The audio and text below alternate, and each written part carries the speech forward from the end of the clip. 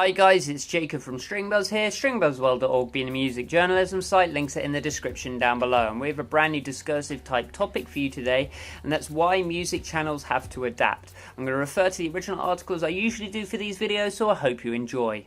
Now, when I first started secondary school back in the day, a couple of years ago now, I had a routine which I used to follow when coming home. I'd stick on Kerrang TV or Scuzz or MTV Rocks, and I'd get on with any homework or chat away to people online. The reason I did this was to hear new groups in the background, hear upcoming artists, and to learn more about what's currently hot in the music industry. However, as I grew older and my music tastes changed alongside with what I enjoyed listening to, I stopped listening to these channels altogether. And why? And I guess you're about to find that out. Well, as I've said, I just changed. Everyone changes and matures as they grow older, but we still love hearing new things and watching new things as well. Once your attention shifts, then anything regarded as entertainment has to shift too. Music channels, however, have not changed in 10 years now and hence have not caught my attention in a long time. Excluding the odd chart show here and there that plays once or twice a week, music channels are on the decline in a massive way. The ratings are exceedingly low, the music choice is usually pretty terrible, and the amount of repetition is staggering. Before making this segment, I decided to take a look at Scuzz, MTV Rocks, Kerrang TV and VH1. Not a single channel was playing a track that had been released from the start of 2016 to now. That's a year and a fortnight worth of music that's been overlooked in favour of safe choices. Now, I want to exclude VH1 from a lot of criticism here, as it's a channel that I actually think does pretty well to usually keep up with the modern music climate.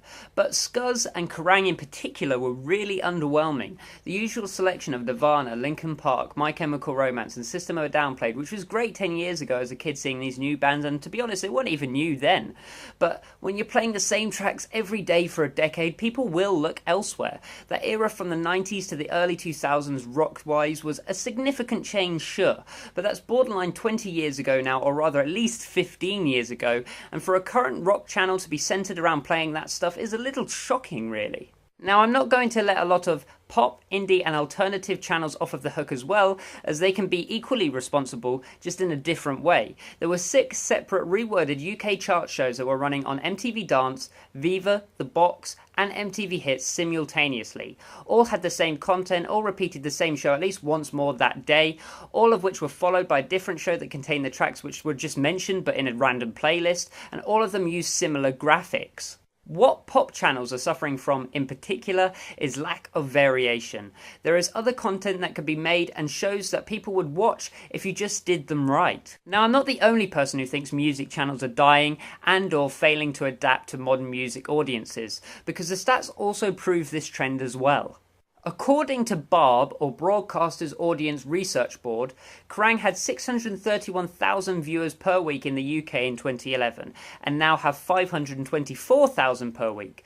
VH1 had 838,000 viewers per week in the UK in 2011 and now has 642,000 per week. And MTV Hits, the biggest music-orientated channel under the MTV name, pulled in 1,207,000 viewers per week in 2011 in the UK and now pull in just 710,000 per week. For MTV Hits, that is a drop in 500,000 viewers per week in just over 5 years. What I'm trying to say here is that music channels have to adapt. With YouTube, Spotify and Amazon Music being the go-to platforms for music today, these music channels have to offer something new.